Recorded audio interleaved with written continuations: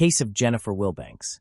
Jennifer Wilbanks was born on February 28, 1973 in Georgia, where she spent her entire life surrounded by family, friends, and work. It was in Duluth that she met her fiancé, John Mason, who was also 32 years old. John came from a wealthy family that owned a private medical clinic in Duluth. His friends described him as kind and caring, always willing to help those in need. Jennifer and John had been dating for about a year and seemed like the perfect couple. Everyone who knew them was excited when they announced their engagement. Wedding preparations were underway, with a lavish ceremony planned for April 30, 2005, and several hundred guests invited. However, just 4 days before the wedding, on April 26, 2005, John reported Jennifer's disappearance to the police. He claimed she had gone for an evening run and never returned. John initially tried to find Jennifer on his own, but eventually sought help from law enforcement. On April 27, a massive search operation was launched involving over 300 police officers and volunteers. They combed through wooded areas and water bodies along the route Jennifer was supposed to run. Given the urgency of the situation, even off-duty police officers were called in to assist. One of the search teams discovered potential clues, including clothing, sneakers, and a strand of long, dark hair. All of these findings were sent to the lab for examination. Jennifer's family distributed flyers with her picture and posted them around the city, hoping someone might have information about her disappearance. The media picked up the story, and billboards with her image appeared around town. Police searched the home she shared with her fiancé, John, but found nothing suspicious. As the investigation continued, Major Donald Woodruff of the Duluth Police Department announced that Jennifer's disappearance was being treated as a criminal case, with the FBI and Georgia Bureau of Investigation involved. Despite a second day of searching, no signs of Jennifer were found. Her family was shocked and distraught, reaching out to radio and TV stations to publicize her disappearance, suggesting that she might have been kidnapped and taken out of state. Jennifer's family begged her possible kidnapper to release her. Cable news channels extensively covered the story, raising questions about her disappearance. Jennifer was just 4 days away from her wedding. Her relatives, visibly distraught, made emotional appeals during press conferences and interviews. In one photo, a visibly distressed John Mason is shown comforting his mother-in-law. If you are familiar with true crime stories, you may have already pieced together the events surrounding Jennifer's disappearance. As the last person to see Jennifer alive, John became a subject of suspicion when searches yielded no results. Investigators sought to uncover the truth behind John's wholesome image. To those who knew him, he appeared to be a law-abiding citizen who attended church every Sunday and could not harm a fly. He was asked to take a lie detector test, but declined. Instead, he took a private polygraph test with his lawyer present and gave the results to the police. However, this unusual action only heightened the detective's suspicions about John Mason. The test results did not conclusively determine whether John was involved in his fiancée's disappearance. To investigate potential motives, detectives conducted a thorough search of their home and seized 3 computers. Notably, no signs of a struggle or evidence of a crime were found in the house. On the day before the wedding, Jennifer's family offered a $100,000 reward for information that could help locate her, dead or alive. The police held a press conference to announce that they were ending the active search. According to the police chief, they had exhausted all possible leads in the area and found no clues, leading them to call off the search. John Mason attended the press conference, but did not speak to reporters. Jennifer's uncle speculated that John was simply unsure of what to say, which only fueled speculation about his involvement in her disappearance. Initially, the police had found some items, including clothes, shoes, and a lock of hair, which they thought might be connected to Jennifer's disappearance. However, further investigation revealed that these items had no link to her case.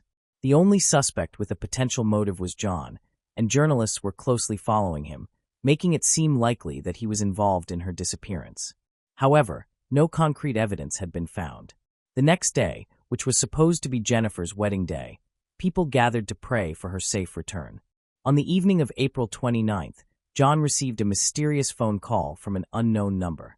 When he answered, he was shocked to hear Jennifer's voice on the other end. She told him that she had been kidnapped, taken to an unknown location, and forced into a physically intimate situation. She was crying and said that after everything was over, she had been released, but now she was lost and did not know where she was. John was overcome with emotions as he spoke to Jennifer, trying to remain calm to help her stay calm as well. He was relieved to know she was alive, but soon a new development would arise. After talking to John, Jennifer called 911 and reported her alleged kidnapping and release, stating that she was unsure of her location. The police investigation into Jennifer's disappearance led them to a payphone in Albuquerque, New Mexico, over 1,400 miles from her hometown of Duluth, Georgia. When officers arrived at the scene, they found Jennifer, who was reunited with her relieved family. The family praised the efforts of the community and the media, believing their attention had persuaded the supposed kidnapper to release Jennifer. However, during her interview at the police station, authorities noticed discrepancies between Jennifer's account of her ordeal and her actual appearance. She claimed to have been held captive by a man and a woman in their 40s, tied up in a blue van. But when FBI agents questioned her, they found numerous inconsistencies in her story. Confronted with these discrepancies, Jennifer confessed that she had fabricated the entire kidnapping. Jennifer had actually left her fiancé, John, by telling him she was going for a run and instead boarded a bus to New Mexico. She explained that she had been overwhelmed by the pressure of her upcoming wedding and could not cope. Further investigation revealed that Jennifer had a history of problematic behavior with 3 prior charges of shoplifting. Jennifer had been involved in several incidents of theft before her infamous kidnapping case. In 1996, she stole $37 worth of goods from Walmart.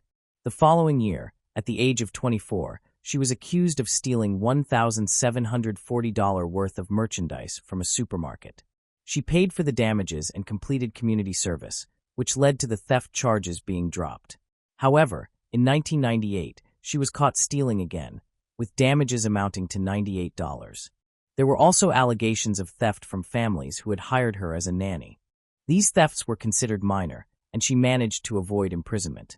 After her disappearance and subsequent return, public attention shifted from the thefts to the large-scale search operation conducted by the state of Georgia, which cost nearly $60,000. Jennifer attributed her disappearance to the overwhelming pressure of her impending wedding. With numerous tasks to complete and limited time, she felt stressed and pressured. Authorities later stated that the wedding had become too much for her to handle. Duluth Police Chief Randy Belcher clarified that Jennifer's fiancé was innocent of any involvement in her disappearance, despite initial suspicions. Jennifer Wilbanks, dubbed the runaway bride, publicly apologized to her family, friends, and community for her disappearance. When she returned, her fiancé, John Mason, immediately gave her back the engagement ring she had left behind, signifying his ongoing commitment to their relationship. According to Mason, his commitment to Wilbanks was solidified when he proposed and gave her the ring, regardless of their unfinished wedding plans. Following her return, Wilbanks sought medical treatment to address underlying issues that contributed to her escape. However, her troubles persisted, and she was charged with making false statements related to her disappearance. This led to a guilty plea for perjury, resulting in 2 years of probation, 120 hours of community service, and a restitution payment of over $15,000 to the city. The situation took another turn when Wilbanks sued her now ex-fiancé, John Mason, in 2006. They had ended their engagement, and Wilbanks claimed that Mason had exploited her trust during her treatment by selling the rights to their story for $500,000 without her knowledge. He allegedly used the funds to purchase a house, registered solely in his name, and then kicked her out after their breakup. Wilbanks sought $250,000 as compensation for her share of the house and an additional $250,000 in damages. After the failed wedding, John Mason filed a countersuit against Jennifer Wilbanks, claiming he suffered emotional distress from being left at the wedding, suggesting she might have been involved in her own disappearance. In December 2006, both parties dropped their lawsuits, reportedly as part of a settlement. Meanwhile, Jennifer's notoriety caught the attention of global media, making her a temporary celebrity. In the aftermath, several products emerged, such as a runaway bride action figure and a hot sauce called Jennifer's Hightail in Hot Sauce. A musical play based on her story opened in Duluth, Georgia, in March 2008. Even a photo of her fiancé, John Mason, appeared in the 2008 movie, The Grand. Eventually, John Mason married another woman in 2008 in a small ceremony at his parents' home. Jennifer also got married in 2010, but her marriage ended after 11 years, and she still resides in Georgia. Moving on to the next case. The case of Rachel Moran. Rachel Moran was born in Ireland in 1982, and when she was only 6 months old, her family moved to Hull, Humberside, UK. She is the youngest of 4 children and was known to be well-behaved and studious from an early age. Rachel developed a passion for music and dance, particularly ballet. She often spent time with her family, although she had many friends. After completing high school, Rachel decided to attend medical school and begin building her career. During this period, she met a younger man named Mark, and they quickly started dating. They soon decided to live together, but Rachel requested that they reside close to her family home so she could visit frequently. They found an apartment just a few miles from her family home and rented it. At the age of 21, Rachel used her talents to join a dance group to earn extra income. She also worked part-time as a kindergarten teacher. One of her aspirations was to become a chef, so she began baking to develop her culinary skills. At the end of 2002, she decided to further her education by enrolling in cooking courses that would help her achieve her dream. Her studies commenced in January 2003. During this time, Rachel was dating Mark. They considered marriage and having children, but felt it was too early. They wanted to focus on their education and careers first. On Tuesday, December 31st, 2002, people across Great Britain were preparing to celebrate the new year, including Rachel and her boyfriend. Mark suggested they go to a bar with friends on New Year's Eve, but Rachel preferred to stay with her family. Mark did not want to join her, so they agreed he would stay home to look after the 2 kittens they had just adopted. Rachel then went to her parents' house in North Hall Hold and spent New Year's Eve with her family. On New Year's Eve, Rachel called Mark to wish him a happy new year, but he did not answer his home phone. She then tried calling his cell phone, but a close friend answered. There was loud music and partying in the background. The friend explained that he and Mark had gone to a party at home. Rachel was upset because this meant their kittens were left home alone.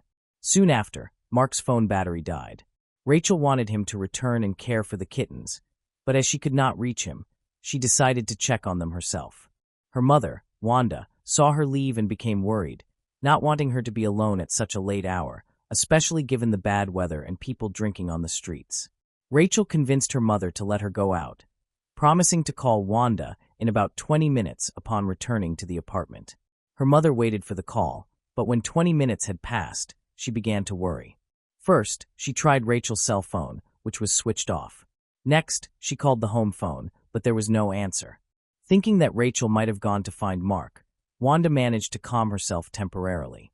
However, as time passed and over 2 hours elapsed since Rachel had left home with still no news, which was unusual for her, Wanda became increasingly anxious. She jumped in surprise when the home phone rang. Unfortunately, it was her other daughter calling to wish her a happy new year. Wanda shared her concerns, and they all tried calling Rachel again, but her mobile phone remained silent. When they called the home phone once more, they noticed the line was busy. This provided slight relief, suggesting someone was using the phone and that Rachel may have returned home safely. 5 minutes later, Rachel's mother called back. Mark answered and explained that he had been out all night. He had just returned to the apartment and was preparing for bed after contacting a friend. He had no knowledge that Rachel had returned to their home. Rachel was not at the apartment, and Mark noticed nothing unusual except that the kittens were very hungry, indicating Rachel had not returned to feed them. This made Wanda extremely worried, fearing that something terrible had happened to her daughter. Rachel's family promptly went to the apartment and confirmed Mark's account. Concerned, they immediately went to the local police station to report Rachel missing. Police asked her family if such an incident had ever occurred before. Wanda insisted that Rachel had never run away from home and did not have any mental health issues. She avoided people who could cause her trouble, so there was no reason for her to flee. After speaking with family members, the police recognized the seriousness of the case. Over 10 police officers joined the search operation, thoroughly examining every location along the route Rachel was expected to take that night, yet they still had no leads on what had happened. Police interviewed the last people who had seen Rachel, including her mother and brother. Wanda recalled a man who had walked past them as she stood at the door, trying to persuade Rachel not to go out so late. The man was walking in the same direction as Rachel, which led police to search for clues regarding this man while continuing the search for Rachel. The police interviewed Mark, considering that on the night of Rachel's disappearance there might have been a disagreement between them because Mark had left the kitten's home alone and attended a party without her. However, Mark denied this, stating that he did not see Rachel that night and that they had not argued. Although he thought Rachel might have been upset, he insisted that he had not been home on New Year's Eve and had spent the entire time with friends. Mark was extremely concerned about Rachel's disappearance and felt guilty for leaving the house, fearing it could have put her in danger. He actively assisted in the search for her. His behavior did not raise suspicion, and after verifying his alibi, all doubts about him were cleared. When the police checked with people Rachel might have known, they found no suspicious individuals who could have staged a kidnapping or attack. Her friends were considered trustworthy. Therefore, the police concluded that she had likely been kidnapped or attacked by someone she did not know well. After several days, there was no activity on Rachel's bank cards, and her mobile phone remained unused. A search of Rachel and Mark's apartment yielded no clues. At the start of the investigation, police reviewed footage from city surveillance cameras to determine what had occurred on New Year's Eve. While analyzing the recordings, they were able to track Rachel as she walked toward her apartment. This helped them identify a specific area along her route where she may have been attacked. With this information, search efforts focused on a smaller zone. Helicopters, dogs, mounted police, and a team of divers were deployed. This was a difficult time for Rachel's family, who still hoped she was alive. However, the search team's actions suggested they were more focused on finding a body than locating a living person. On January 1, 2003, a dive team began searching a canal known for waste dumping and discovered sneakers similar to those Rachel had been wearing at her mother's house. This prompted a more thorough search of the area. The divers found a woman's handbag. Inside it were Rachel's cell phone, a cosmetic case, and her Irish passport. Police believed the items had been deliberately discarded, suggesting someone intended that they never be discovered. This led them to conclude that Rachel was likely no longer alive. Their suspicions were reinforced by the complete lack of communication from any suspected kidnappers. No ransom had been requested, and no information about Rachel had been provided to her parents. With very limited information, the police decided to retrace Rachel's last known movements. At the same time, they collected details to share with journalists, hoping to generate public interest in the case. They provided thorough descriptions of Rachel's clothing, photographs, and the route she was last seen taking, including the exact time and her home address. They hoped this would attract anyone who might have noticed something unusual, especially regarding the man described by Rachel's mother. Some witnesses at the police station on New Year's Eve had unfortunately been intoxicated, which clouded their memories and rendered their accounts unreliable, hampering the investigation. Meanwhile, police accessed new surveillance cameras, including one on a school building just outside Rachel's usual route. The footage showed a silhouette resembling Rachel, placing her less than 200 meters from her apartment. She had deviated from her usual route, turning into dark side streets of a nearby residential area instead of taking the well-lit central streets. In the video, a second figure suddenly appears and quickly approaches Rachel from behind. The footage did not show what occurred when they met. This figure could have been the criminal who attacked her. Police understood that murder victims are usually found within a few kilometers of the attack scene, so they expanded the search to a 3-kilometer radius from Rachel's house. The search involved over 100 police officers, making it one of the largest operations ever conducted by Humber Police. Every street was thoroughly examined, but no evidence was found. A crucial decision was made. The team would not only search the area, but also homes within a 3-kilometer radius. Although the chances of finding Rachel alive were very low, on January 28, 2003, over 100 police officers began the search. They formed small teams, and a few hours later, a member of a search team reported to the station that they had found a man's house just a short distance from Rachel's apartment. When police checked the house, a man claimed he lived there with a friend. Their house was very dirty and untidy, giving the impression that it had never been cleaned, with a foul smell permeating the interior. Initially, there was no sign of Rachel, but the police noticed a large wardrobe. When they asked the tenant for the key, he claimed that he had lost it. He then changed his story, saying that he had given the key to an old friend who used to live with him. After a while, his story changed again, and he said that he had given the key to his mother. The police found this suspicious. Why did the wardrobe's owner not have the key? It seemed like a lie and raised their suspicion. Finally, the police insisted that he find the key. When the closet door was opened, a large amount of rubbish was removed, including carpets, boxes, bags, and other debris. After 4 weeks of searching, the mystery of Rachel Moran's disappearance was solved when her decomposing body was found in the closet, wrapped in bin bags. The apartment where her body was discovered was only 100 meters from her home. 2 young men who lived there were quickly arrested on suspicion of murder. One of them, 20-year-old Michael Little, had been living as a homeless person, while his friend immediately denied any involvement, claiming that he had not used the apartment for a long time. He insisted that he had no idea there was a body there. His claim was supported by the fact that he had moved to another location long ago and had never returned to the apartment. Attention then turned to Michael Little. During the investigation, police discovered a suspicious notebook containing some disturbing notes, though the entries lacked specific details about any actual wrongdoing. Michael, the murder suspect, claimed that he saw Rachel walking alone at night and invited her to his house for a drink. Rachel was his neighbor, and they were friends. According to Michael, Rachel accepted his invitation. After entering the house, Rachel and Michael drank and talked for a while before an argument broke out. Michael admitted that he tried to calm the situation by leaving the room, leaving Rachel in the kitchen. However, when he returned, he claimed he saw her holding a knife and that she stabbed him. To support this, he showed a long-healed scar on his hand. Frightened, Michael said he attacked Rachel, took the knife from her, and in a fit of rage, killed her. He claimed it was self-defense, but this argument appeared unconvincing, as his wound was much older. Police interviewed people close to Michael. Several witnesses stated that he had attended a party that night, where he spoke about confessing his love to a blonde girl he had feelings for. Most did not know who she was, but believed she likely rejected him. Michael left the party around midnight, claiming he went home. Police then traced Michael's route, which coincided with the area where Rachel had been walking. They also collected a description of the clothes he wore that night, which matched the appearance of a stranger seen on surveillance footage running toward Rachel before she was murdered. Rachel's family believes that she could not have acted as Michael described. First, Rachel would never have gone to a stranger's house for a drink. Second, she was eager to return home to her kittens and would not have wasted time visiting someone she did not know.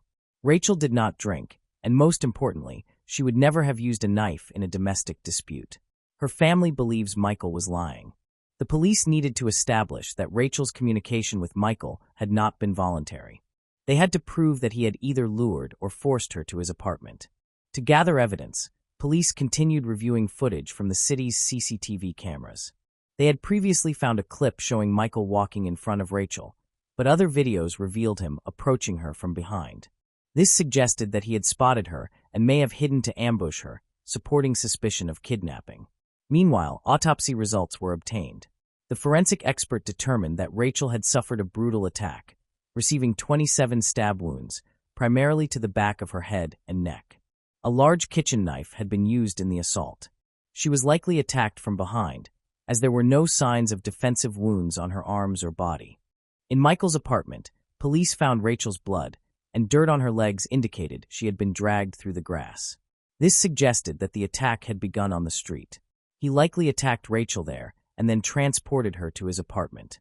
The autopsy revealed clear evidence of abuse.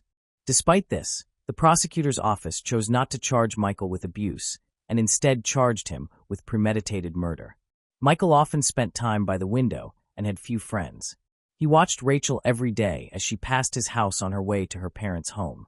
All of Michael's friends were aware of his unusual fantasies and unhealthy obsession with Rachel, whom he constantly observed.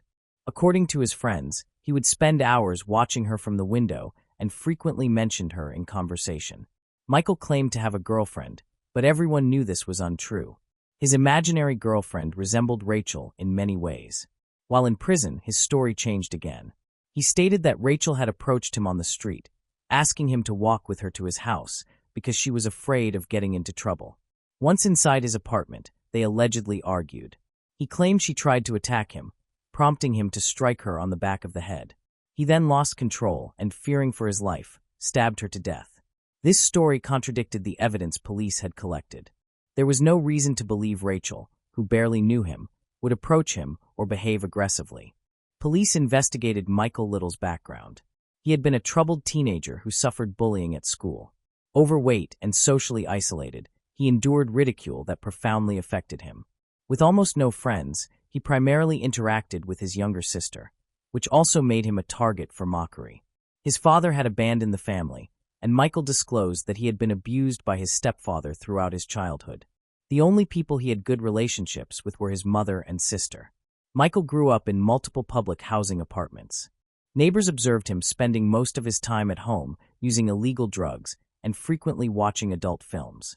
One classmate noted that when Michael became angry, he turned aggressive and unpredictable, exposing a darker side that often led to trouble.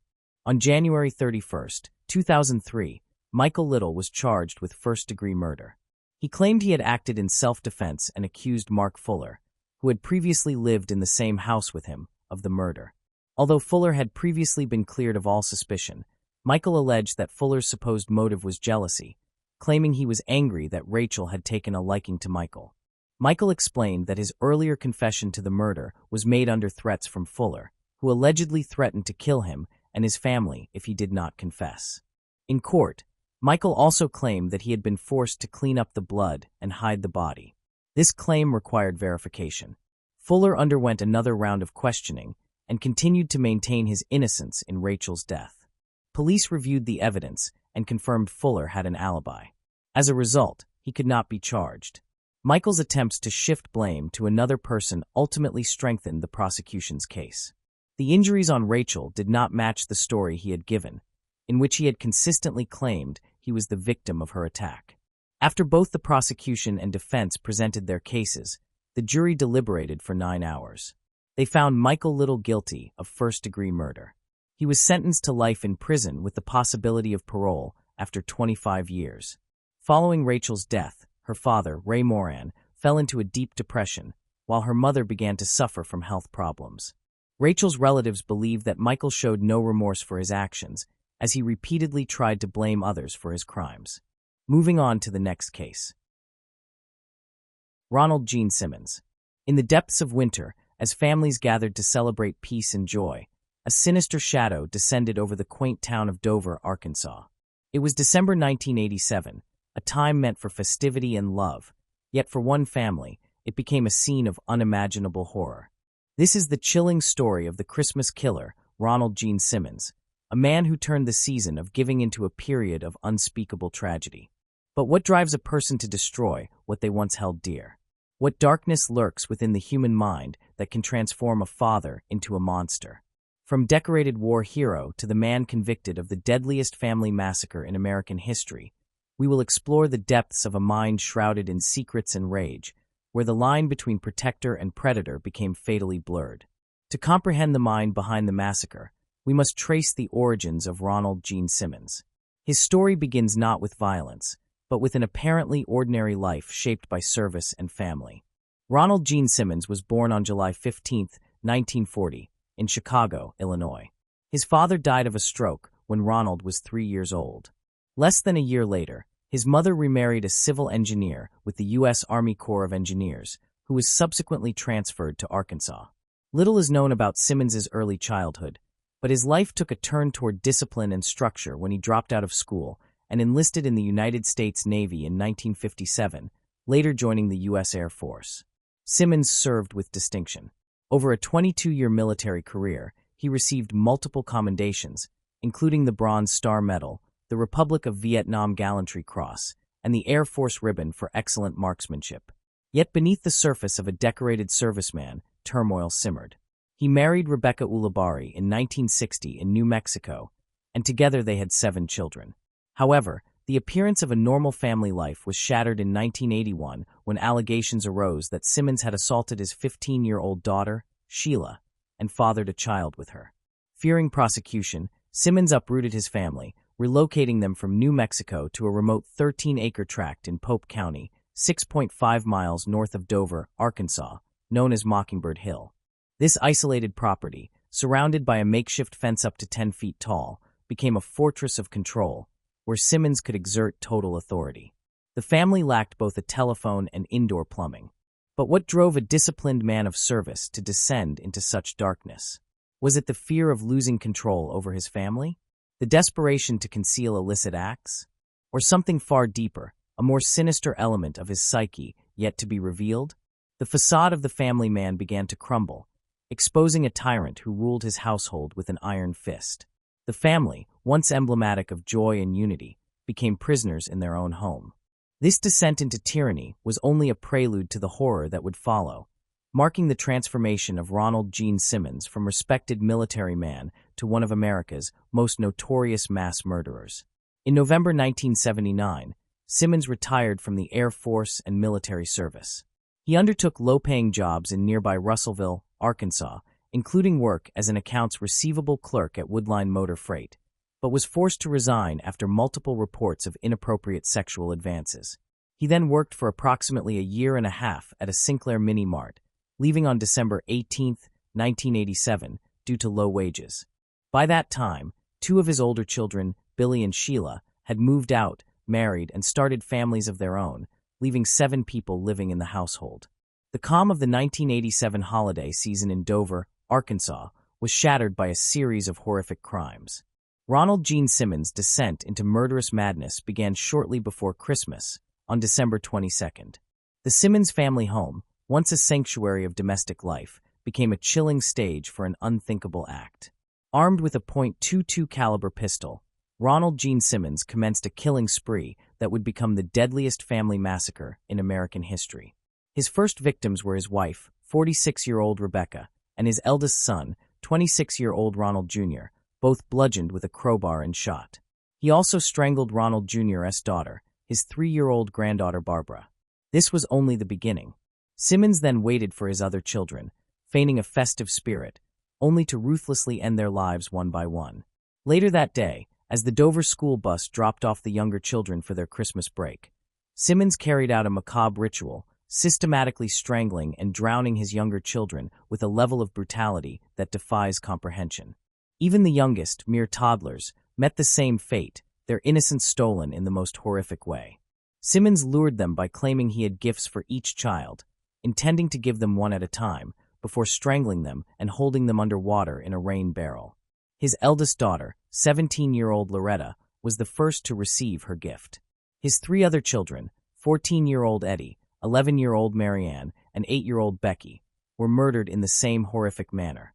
He then dumped their bodies into one of the cesspits he had forced his children to dig days earlier. But the nightmare was far from over. On December 26th, as the rest of the world celebrated, Simmons' remaining family arrived for holiday gatherings, unaware of the horror awaiting them. Simmons' 23-year-old son Billy, his 21-year-old daughter-in-law Renata, and their child were next to fall victim to his unfathomable rage. Billy and Renata were shot dead, their bodies left by the dining room table next to the decorated Christmas tree, with unopened gifts and covered with their coats and some bedding. Their 20-month-old son, Trey, was then strangled and drowned. The same fate befell his 24-year-old daughter, Sheila, her 33-year-old husband, Dennis, and their children. Simmons strangled 6-year-old Sylvia, Sheila's daughter, and finally 21-month-old grandson, Michael. The bodies were meticulously arranged, forming a grim tableau that defied any sense of humanity. He then covered them with coats. Sheila's body was placed on the dining room table, covered with Rebecca Simmons' finest tablecloth.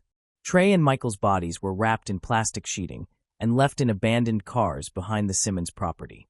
In a chilling display of normalcy, Simmons then ran errands, his calm demeanor starkly contrasting with the carnage he had just wrought.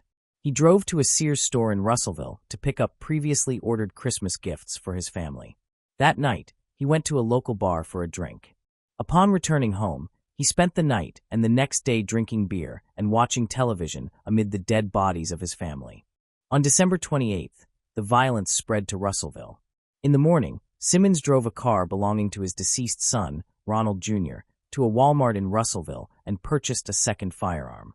Fueled by a mix of revenge and rage, Simmons targeted those he felt had wronged him, with indiscriminate violence claiming both acquaintances and strangers.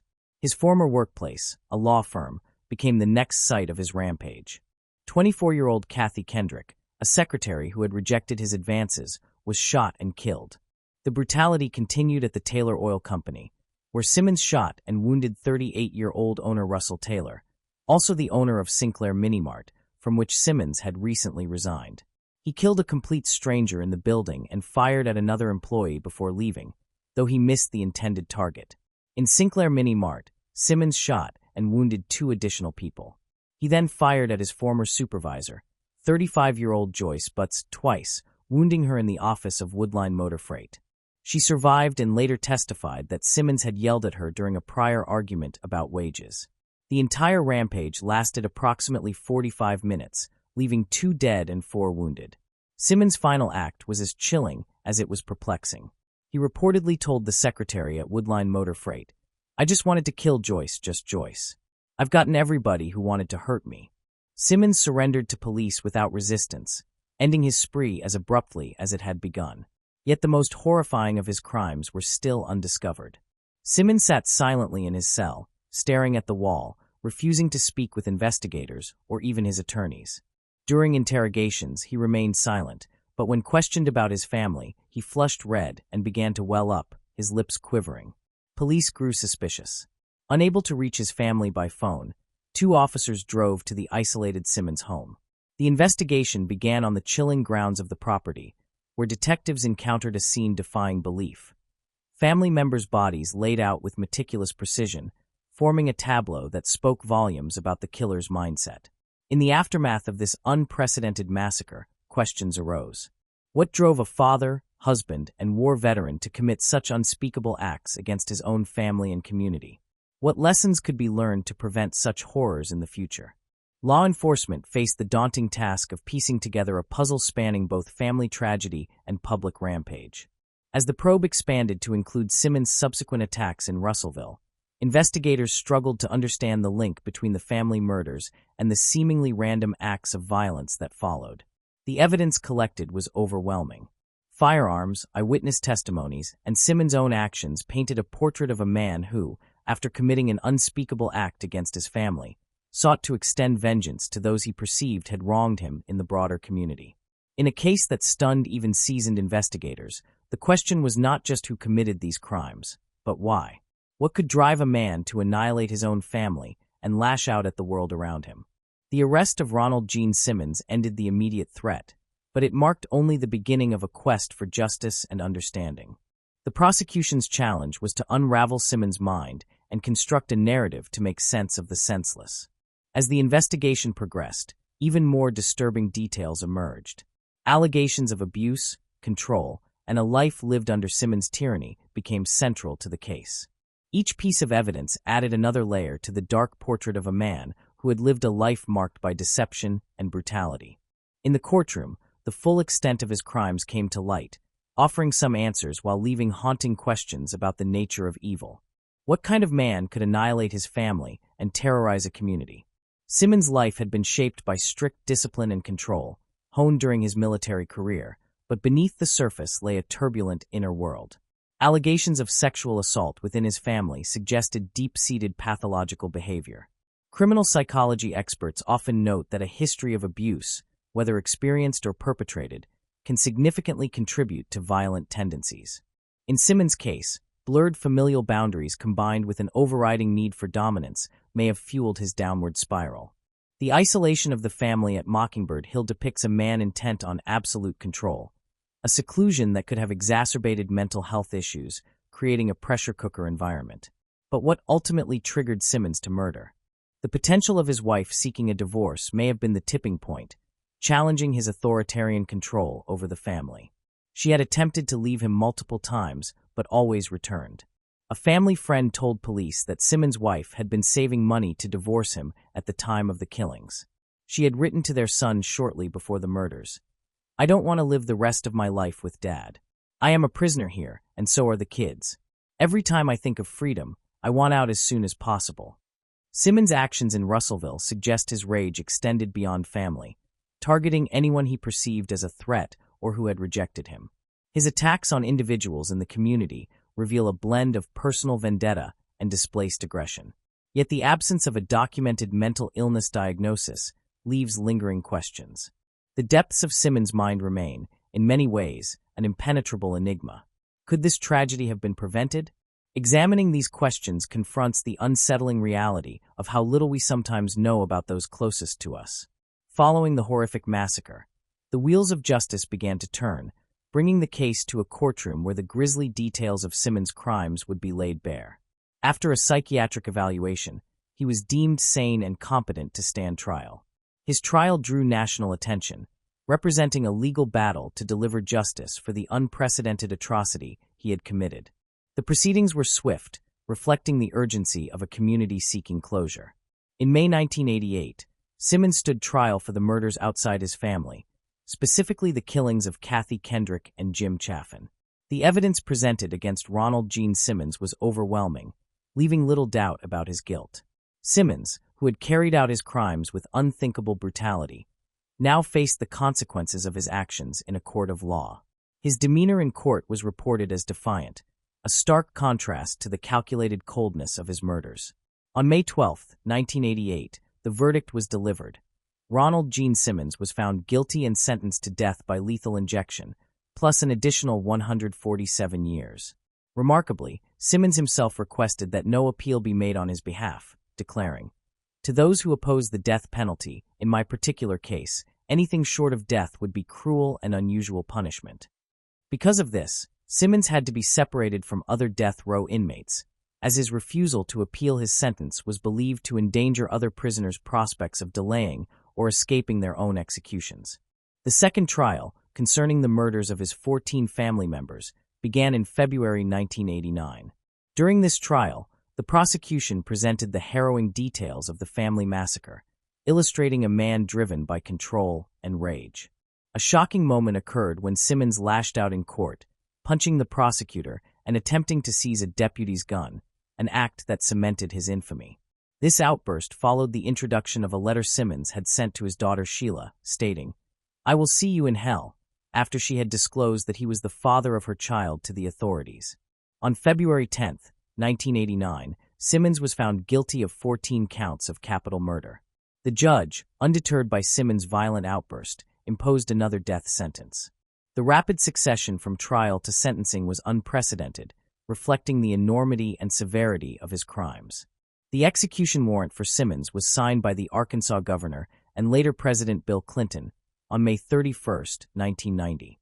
Simmons refused all visitors, including legal counsel and clergy, and on June 25, 1990, he died via the lethal injection method he had chosen at the Cummins unit. This marked the shortest period from sentence to execution in U.S. history since the death penalty's reinstatement in 1976.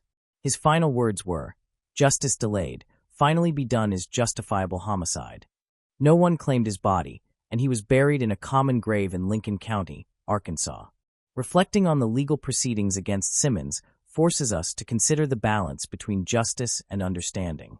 His case serves as a stark reminder of the hidden dangers that can exist within our homes and underscores the importance of recognizing early warning signs.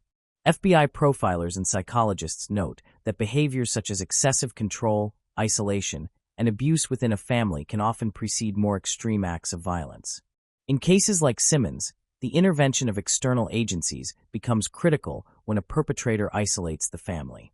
Neighbors, friends, and relatives must remain vigilant, proactive, and willing to report suspicions. Perhaps the most profound lesson lies in understanding the human psyche. Simmons' crimes reveal the complex interplay of psychological factors that can lead to extreme behavior. What drove Ronald Gene Simmons to commit such heinous acts?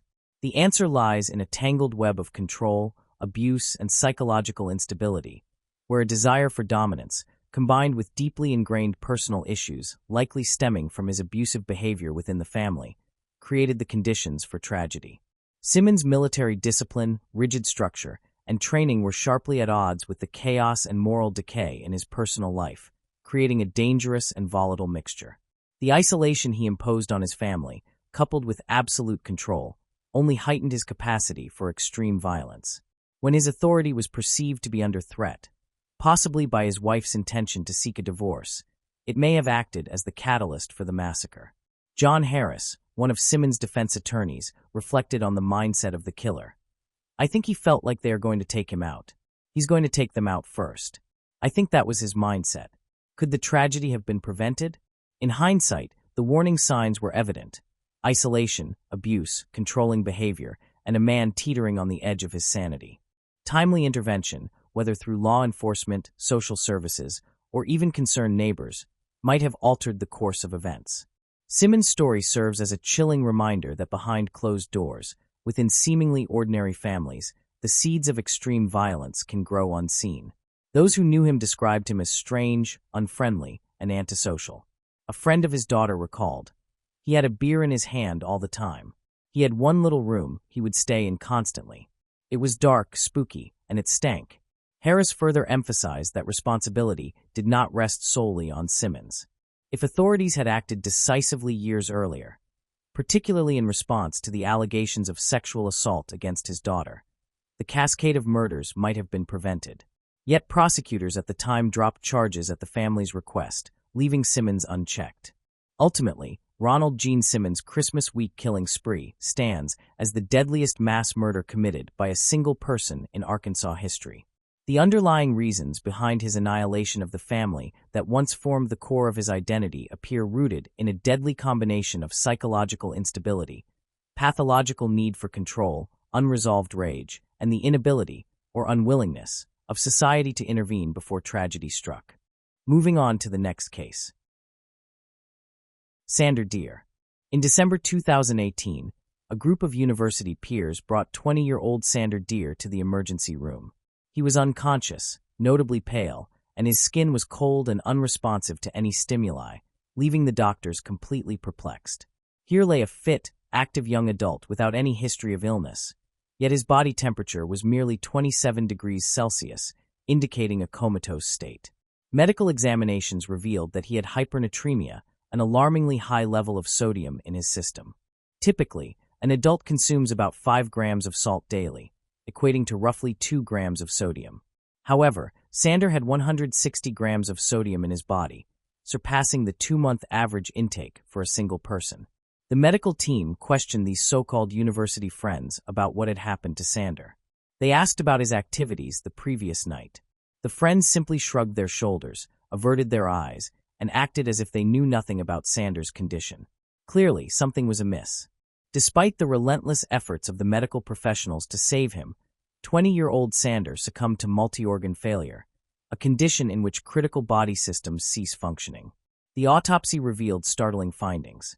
The pathologist examined the contents of Sander's stomach to determine why a seemingly healthy university student had suddenly died. To their astonishment and dismay, they discovered that no food or water had been consumed in the past 2 days. Instead, peculiar items such as aquarium goldfish and heads of mice and eels were found inside him. This indicated that he had endured horrific experiences before his untimely death. The case of Sander garnered immense attention from online communities and the media alike, rapidly becoming a topic of international discussion. Conversations erupted around universities, potentially concealing the shocking misdeeds of their students and the impunity enjoyed by children from affluent families. This situation shone a spotlight on a student fraternity known as Rus. Established over 7 decades ago, with its symbol being a Flemish lion, this secret fraternity consists solely of male students majoring in law, engineering, and business, with around 30 active members, mostly from prominent backgrounds. The Rus family is considered one of the most prestigious groups at the esteemed Catholic University of Louvain in Belgium. Almost every student aspired to join this exclusive brotherhood. Each year, they accepted only 2 or 3 new members, adding to its exclusivity. Rumors abounded about the fraternity, enhancing its allure and making it even more enigmatic and elusive. It symbolized a kind of student aristocracy with significant influence within the educational institution. Meanwhile, the student fraternity Rios resumed its activities. They prepared a unique selection of items for their annual initiation tradition for new members. This initiation menu included unusual starters such as grasshoppers and cockroaches, followed by a main course featuring live mice and fish. The dessert consisted of coffee with an illicit substance. A disconcerting image depicting the fraternity's initiation ceremony circulated widely.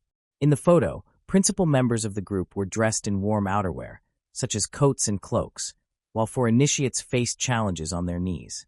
In one startling display, an initiate had a pistol pointed at his head, and another faced the barrel of a rifle. This photograph raised numerous questions. What other types of ceremonies did this clandestine group conduct? What exactly occurred within the fraternity's walls? Considering that many members were sons of politicians, lawyers, distinguished doctors, and business leaders, one wondered to what lengths they would go to protect their offspring if a truly grave incident occurred. Sadia was not actually aspiring to join the Rios Brotherhood. Born in Belgium, he was keenly aware of his fortunate circumstances.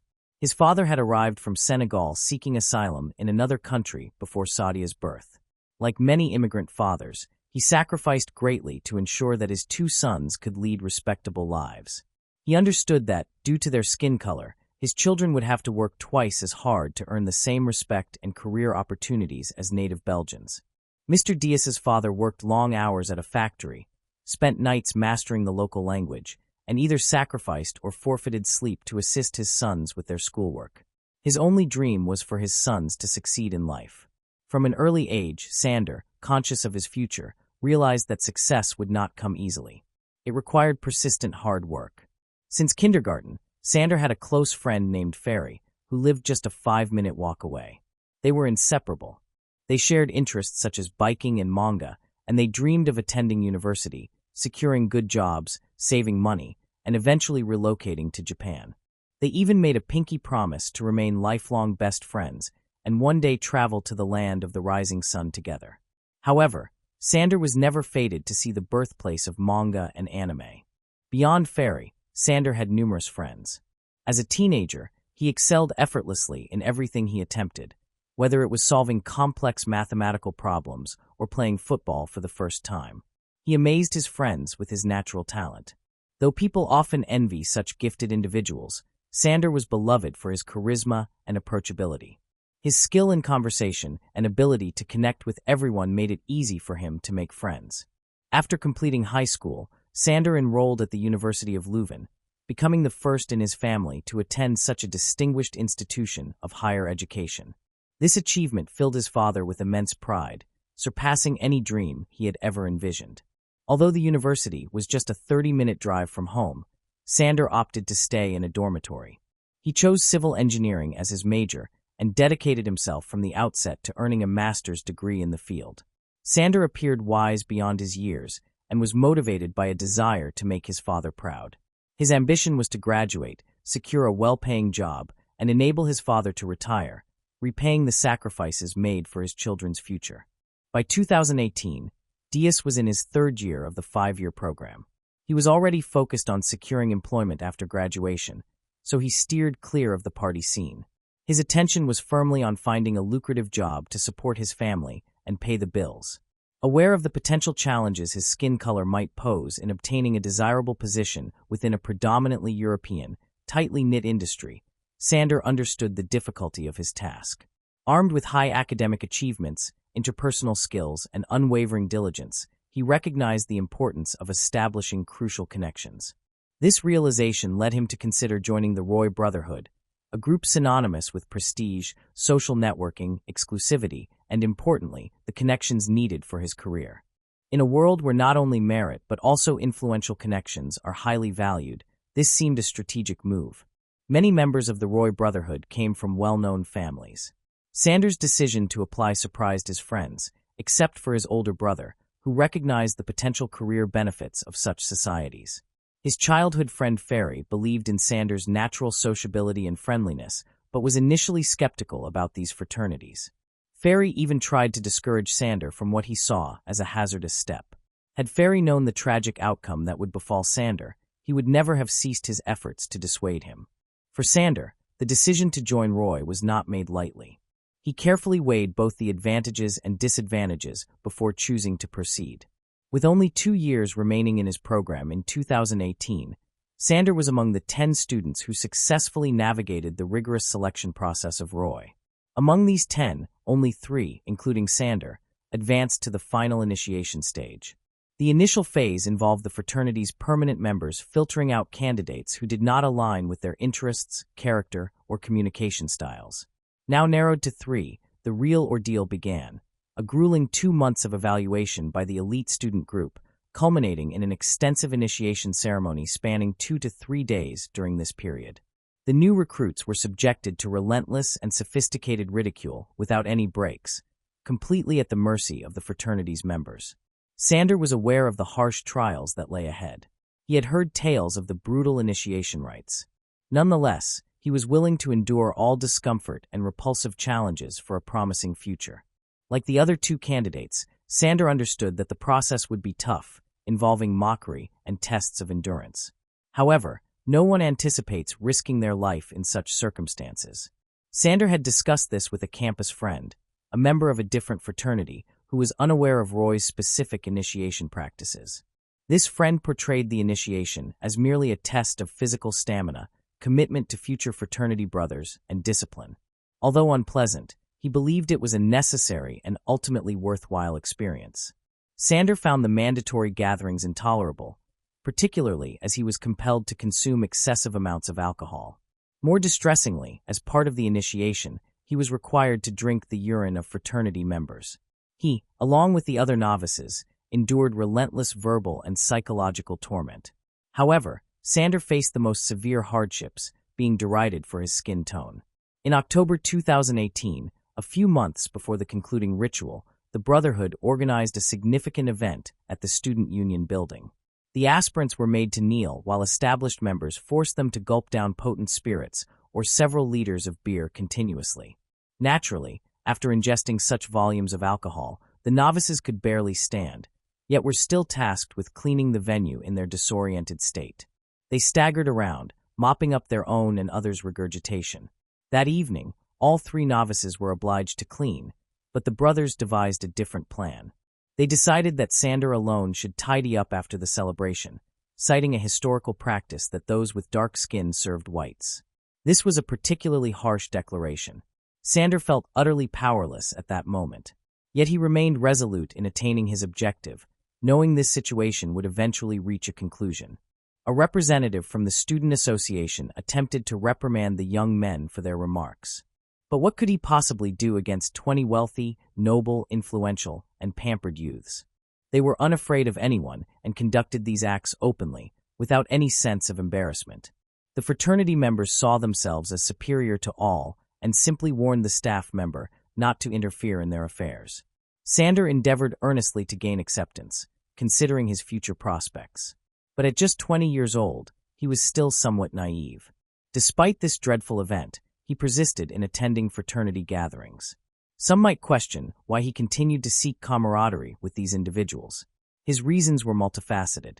Firstly, he played soccer with some of them and interacted amicably. Secondly, Sander was acutely aware of the extensive sacrifices his father had made for his education and vowed to meet those expectations. He hoped that the indignities would cease once he cleared the final hurdle. In Roy's 70-plus years of history, only 2 members had been of African heritage, and presently only one was surviving. A dark-skinned student had been inducted in 2015, and Sander was poised to be the second to undergo the ultimate initiation rite. The final initiation, also called the baptism, was about to commence. Everything the novices had endured thus far seemed insignificant compared to the ordeal they were about to face. On December 4, 2018, at 4 p.m., the initiation began. Sander, along with 2 other candidates, donned long, flowing white robes and ventured into the city carrying bouquets of flowers. Their objective? To sell as many flowers as possible. The one who sold the fewest would endure various penalties, including drinking sour milk, eating bird seed, and inevitably consuming forced alcohol. Sander finished last, selling 30 fewer roses than his peers, which resulted in his punishment. Consuming such an excessive amount of alcohol that his speech became severely impaired during the second phase of the initiation. The novices were positioned on their knees and asked straightforward questions by 7 p.m. The fraternity members remained indifferent to Sander's struggle in articulating responses. Predictably, he was outperformed by the others and subjected to further punishment. By the end of this stage, 1.5 bottles of gin were forced upon him. His body, unaccustomed to heavy drinking, began to react violently. His stomach contained nothing but alcohol, and his complexion turned ashen. He was unable to stand, speak, or move independently, teetering on the brink of dehydration and repeatedly losing consciousness. Astonishingly, all these events unfolded in a public setting. One fraternity member recounted that the second trial occurred right on the sidewalk in front of a cafe in the city square. Yet none of the bystanders intervened. They neither alerted the authorities nor called the police. At 9 p.m., the third challenge commenced, aptly titled Endure the Night. The novices were hauled back to the dormitory, where 18 fraternity brothers resumed their relentless hazing. The task was to consume as many pints of beer as possible. By the trial's conclusion, all 3 participants had become unconscious. They were breathing but unresponsive to any attempts to rouse them. Remarkably, their unconscious state did not exempt them from ongoing abuse. According to fraternity customs, if someone fainted at a gathering, they were urinated on, a manifestation of perceived weakness and an opportunity for others to exert dominance. Proof of these acts was captured on video at 11:40 p.m., which the fraternity later attempted to erase. With the first day's competition complete, the 3 new initiates were dragged to their quarters and unceremoniously dumped on their beds. For further humiliation, their water supply was disabled, their possessions defaced with ketchup and chocolate, and their door locked. This meant that should any of them regain consciousness after consuming such a lethal volume of alcohol, they would remain trapped inside without access to water to alleviate their thirst. This was only the first day of initiation at one of the nation's most esteemed universities, yet the most distressing experiences were still to come. The following day, December 5, 2018, around 10:30 a.m., the fraternity members prepared for the final stages of the grueling initiation. They woke the 3 initiates, placed them in vehicles, and drove out of the city to a secluded village roughly an hour away. A fraternity member owned a small cottage there, hidden by thick woods, an ideal location to conceal their activities. En route, they made several stops to acquire items necessary for the ceremony. The students bought aquarium fish, eels, live rodents, as well as bird and dog feed from a pet store. Next, they visited a supermarket and obtained fish sauce, used in Asian cuisine for its flavor-enhancing qualities. It is high in sodium, with about 1,670 milligrams per tablespoon, around 70% of the recommended daily intake, and is not typically consumed in large amounts. They also purchased duck eggs, sardines, clams, shrimp paste, mussels, and other products. During one of these stops, they encountered an academic who noticed that one of the students appeared to need assistance. She voiced her concerns to the fraternity members and even suggested calling the police. However, the students convincingly reassured her that he was merely intoxicated and in shock. They assured her that the initiation had ended and that they intended to sober him up with a cold bath. Dismissing her concerns, the group proceeded to the cabin in the forest. The details of what happened next were reconstructed by police using recovered deleted video footage and scarce evidence. However, the full truth remains unclear. Over several hours, the 3 initiates were forced to dig a substantial trench into which they were subsequently placed. Struggling to keep warm, they found themselves surrounded by 18 young adult men, other fraternity members who filled the trench with freezing water and live eels. In Belgium, in December, the average temperature ranges from +3 to 7 degrees Celsius. When the initiates began to feel cold, permanent members of the fraternity urinated on them as a twisted way to warm them up. At this point, Sander was suffering from dehydration and remained inebriated from the previous night's events. Even if he had the will to stand and leave, his physical state made it impossible. Under normal circumstances, to formally reject the initiation process, one simply had to ring a bell placed away from the trench, thereby forfeiting their place in the fraternity. The initiates could have accessed this bell at any time. However, in this case, the bell was either intentionally or inadvertently omitted, leaving Sander without a way to signify his refusal of the initiation. His inability to stand or speak due to his condition rendered him powerless. The 3 inebriated and exhausted boys sat in the icy water, subjected to the senior fraternity members' acts of urination and defecation. They were then coerced into biting off the heads of live mice and eels in the water, followed by consuming fish oil. After enduring over 6 hours in such brutal conditions, Sander's body began shutting down, and he started losing consciousness. He was extracted from the water, clothed in dry garments, and placed beside a fire. As he curled up on the grass in a fetal position for 2 hours, initiation rites continued around him instead of medical attention being provided. The students documented the situation with photos and videos, while Sander emitted distressing sounds indicative of excruciating pain. The excessive intake of sodium triggered severe elevation in Sander's blood pressure, resulting in a nosebleed, and he became entirely unresponsive. At 8:57 p.m., a senior fraternity member eventually decided to contact emergency services. Following their advice, the students transported an unconscious Sander to a hospital but placed his body in the trunk to prevent soiling the car's interior. Upon arrival at the emergency department, fraternity members withheld crucial information regarding Sander's recent diet and alcohol consumption from the medical team. After leaving him in the care of hospital staff, they departed with the intention of resuming the initiation upon his discharge. This action left Sander with no real chance of recovery. While the medical professionals conducted tests and endeavored to determine the cause of his condition, Sander's organs began failing due to the severity of his state. He was transferred to Aunt P University Hospital for its superior facilities. At Aunt P University Hospital, Sander's heart ceased functioning. He slipped into a coma and subsequently, the 20-year-old tragically lost his life. The primary cause of death was identified as toxic levels of sodium in his body, a direct result of excessive fish sauce consumption. The hospital informed the police, prompting an immediate investigation into the circumstances surrounding his death. By 10:40 p.m., the other two initiates who had continued with the ritual were also hospitalized. Upon learning of their children's dire condition, the parents hurried to the hospital. Meanwhile, fraternity members hastily worked to erase any evidence of the initiation. They filled in the trench used for the trials, cleaned up a room smeared with ketchup and chocolate, reinstated the water supply, and purged their phones of incriminating messages, photos, and videos. By the time police arrived at the scene, there was no physical evidence remaining. However, investigators were later able to recover deleted data from mobile devices.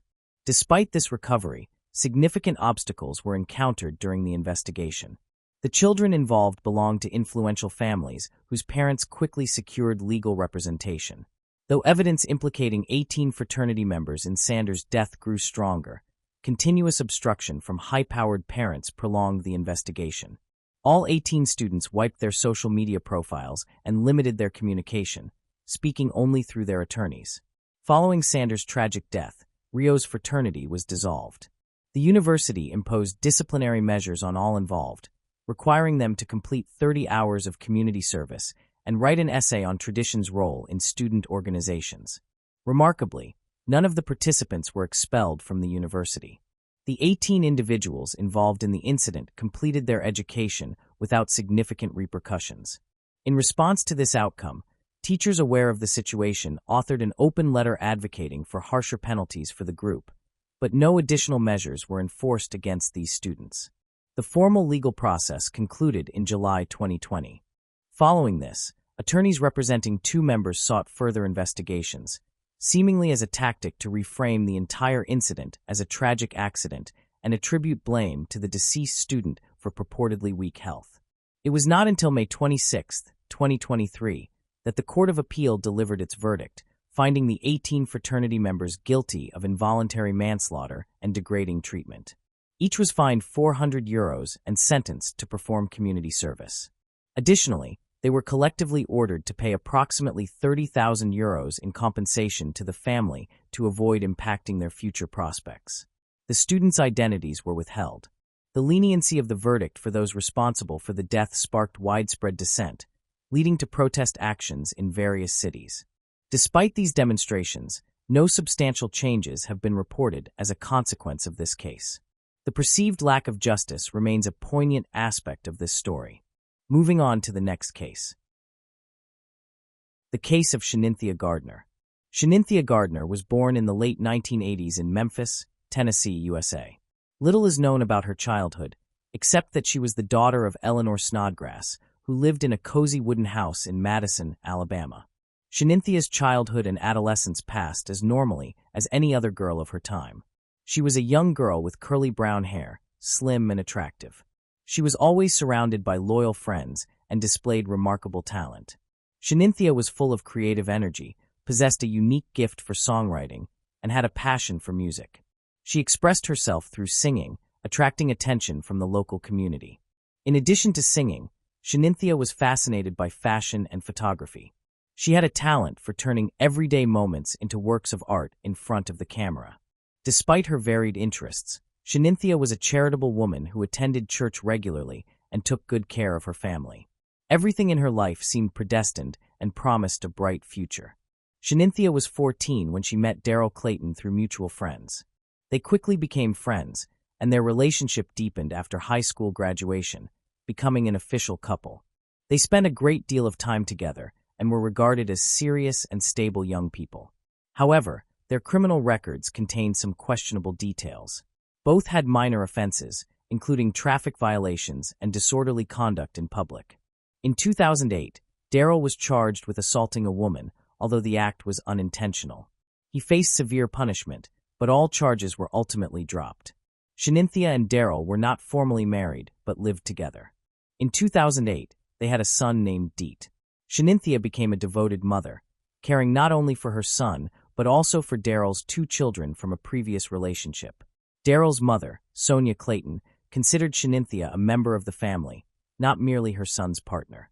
Their relationship eventually ended for reasons that remain unknown, though they remained in contact after the breakup. For Daryl, Shanynthia remained a good partner and a caring mother. When her son Deet was only 2 years old, Shanynthia experienced a minor incident, possibly a parking ticket or a small argument, which was insignificant compared to what lay ahead in her life. Marrying Martin Gardner opened a new chapter for Shanynthia. This union brought joy and stability to her life.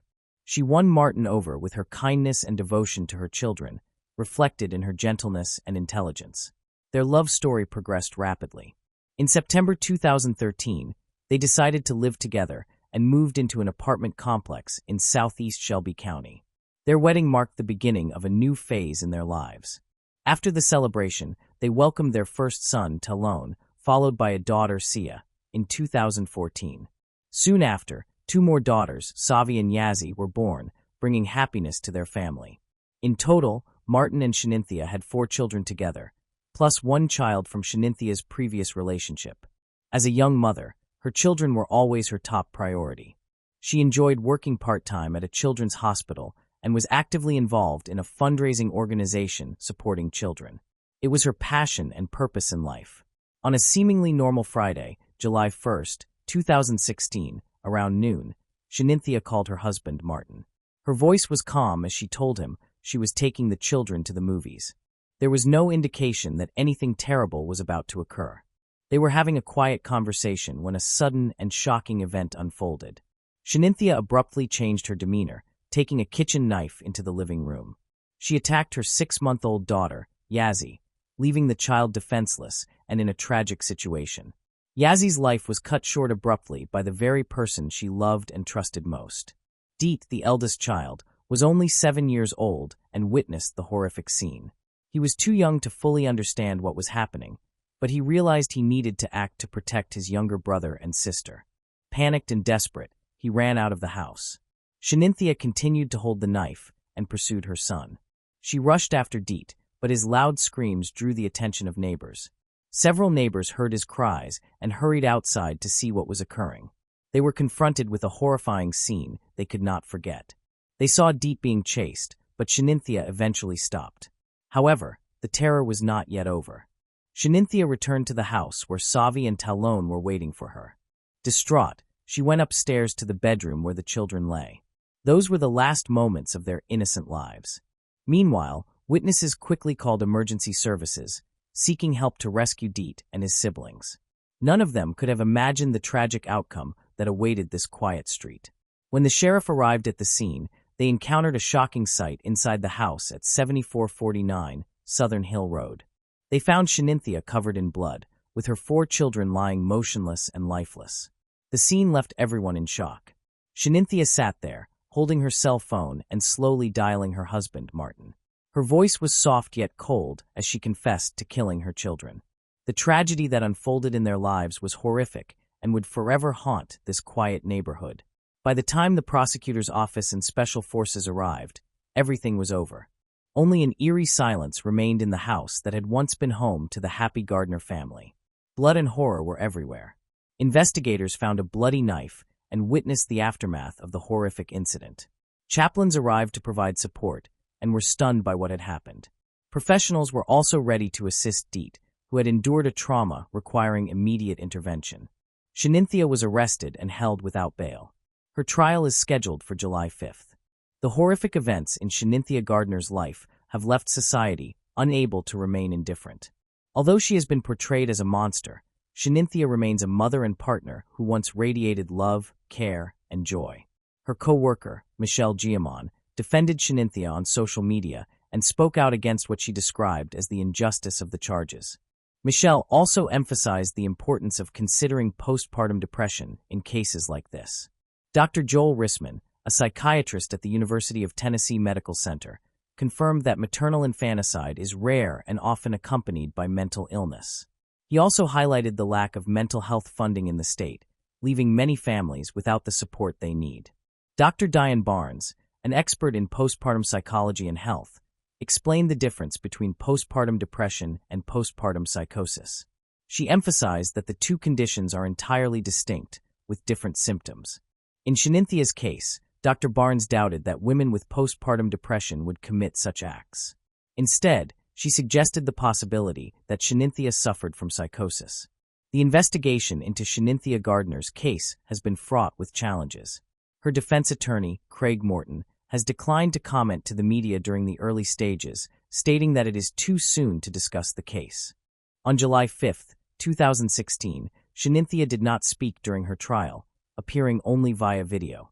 Judge Lambert questioned her, but Shanynthia offered no response. After the hearing, she was taken to the Institute of Mental Health. Shaninthea's family members were present in court, but declined to speak to reporters. Her defense attorney, Craig Morton, and prosecutor Jennifer Nichols planned to file a motion to preserve evidence in the case, including information gathered from social media. In January 2017, Shanynthia was formally charged with 4 counts: aggravated child abuse, aggravated murder with a weapon, aggravated child abuse, and child neglect. The chilling and mysterious investigation continued, leaving the community awaiting justice and answers to many unresolved questions. On the day of the tragedy, Shaninthia's family members attended the hearing. Sonia, Daryl's mother, must have been devastated upon hearing the news. She rushed to the scene in search of her grandson, Deet. Sonia insisted that the events were completely unlike the Shanynthia she knew. Initially, she believed that something supernatural or demonic might have caused the tragedy. However, as time passed and the initial shock faded, Sonia began considering more plausible explanations. She theorized that the couple may have been in the process of divorce and that Shanynthia, fearful of raising 5 children alone, may have made the terrifying decision to end it all. Despite these speculations, Sonia found it difficult to believe. To her, the Shanynthia she knew was not capable of such a horrific act. Deet's father did not believe Shanynthia was guilty. Although he was not the official guardian, he had regularly visited his son after separating from Shanynthia. The last time he saw Deet was in November 2014. He noticed that Shanynthia was becoming increasingly extreme in her actions and decisions. All attempts to contact her son failed, and he was prohibited from interfering in her life. Shaninthia's friends and family soon observed a sudden change in her behavior. She began showing unusual symptoms, ranging from irritability to deep anxiety, paranoia, and panic attacks. Her behavior became erratic and unpredictable, leading many to suspect postpartum depression. The sudden transformation shocked those around her. Shanynthia had previously been a strong, dependable woman who appeared to have everything under control. Now, she seemed to have lost her temper, leaving many questioning what had happened. The first signs of trouble appeared in March 2015, puzzling her friends and family.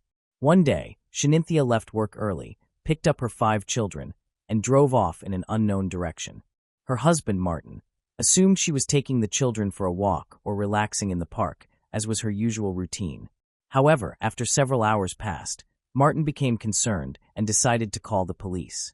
Shanynthia drove from Memphis to Corinth, 74 miles east, with her 5 children. She did not know anyone there and had no apparent reason for being in that location. She was later found in the emergency room at St. Francis Hospital, though police did not disclose specific details. She had superficial cuts on her neck and wrists, possibly from a suicide attempt, but her children were too young to comprehend what was happening. After being brought home, Shanynthia began acting strangely. She told her husband, Martin, that someone had threatened their family, but she offered no further explanation. This shocked Martin, who had never received any prior threats. When she was around family and friends, Shanynthia complained about her job and expressed distress over it. She then began claiming that some of her co-workers intended to harm her. Despite these unusual signs, Shanynthia did not exhibit abusive or violent behavior toward her children or others. The wait for trial was long and difficult, with significant delays due to multiple psychiatric evaluations of the defendant. In 2021, the final non-jury trial took place. The defense focused on Shaninthea's mental illness. The prosecutor acknowledged her mental condition, but argued that she still had the ability to distinguish right from wrong and was aware that her actions were illegal. Ultimately, Shelby County Criminal Court Judge James rejected the defense. In December 2021, Shanynthia Gardner was found guilty on all charges. In February 2022, Shanynthia, 34, appeared in court to receive her sentence, with her husband Martin present. Judge James sentenced her to life in prison for each count of murder and 15 years for each count of child abuse and neglect. Shanynthia will only be eligible for parole after serving 51 years, including the 5 years she had already served prior to sentencing. She will be eligible for parole at age 80, approximately 46 years from the time of sentencing. After the hearing, the prosecutor expressed approval of the sentence, saying it satisfied Martin's desire for justice for his children. Martin also felt relieved knowing that Shanynthia would no longer have the opportunity to harm any more children. An evening vigil was held at Sonia's family apartment complex to remember the victims. Sonia stood among a crowd of neighbors, relatives, and police. Attendees held red and white candles and prayed for the souls of the deceased. The Baptist minister stated that the vigil was the first step in healing the community and emphasized that everyone could only support the surviving child and his father during this difficult time.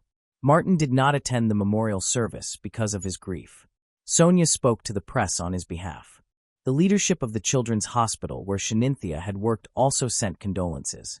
Martin's colleagues created a social media page to assist him in arranging the funeral for his 4 children.